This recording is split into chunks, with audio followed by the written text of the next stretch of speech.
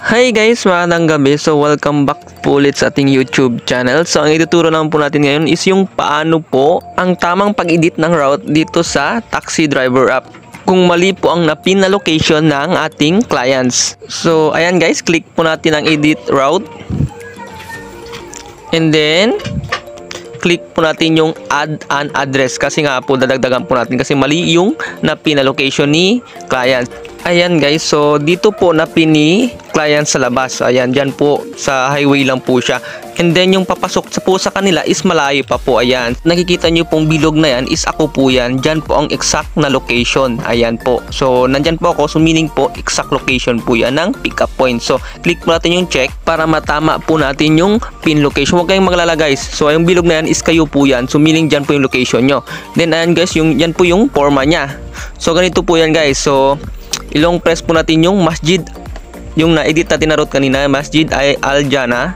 So long press po natin yan, then grab po natin pataas. Ayan na yan. So ayan, okay, grab po natin. Okay, ayan po. Then okay na po siya. Then click po natin yung save. Makikita nyo po yung madadagdag na delivery fee. So meaning yung 125 kanina is nadadagan po siya ng 2 pesos. So inedit lang po natin at inayos lang po natin yung maling pin na nilagay kanina ni client. So okay lang po yan and legal po yan kasi po yung napin niya na location is nasa labas po or nasa highway po, and then yung bahay niya po is papasok pa po pala. At ito naman po yung isang edit route na pag mali yung ginawa nyo is lalaki po talaga yung delivery fee. As you can see guys, yung drop off point niya is nasa gitna. So ayan, and then yung na-edit natin na route is nasa dulo po. So i-click po natin yung save para makita po natin yung kaiba niya. Ayan, so makita nyo guys, ayan.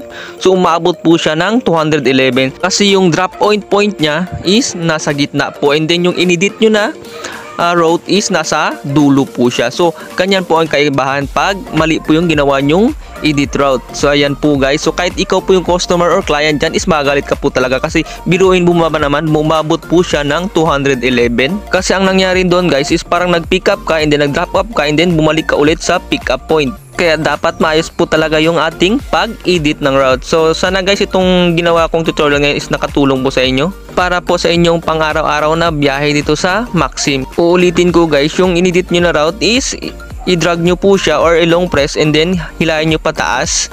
Then click save para po maayos nyo po yung ginawa nyong edit na route. At dyan lamang po para sa araw na ito. So sa mga bago pa lang po sa aking YouTube channel, please click po subscribe at hit yung notification bell para lagi po updated sa mga bago kong upload na videos. Maraming salamat!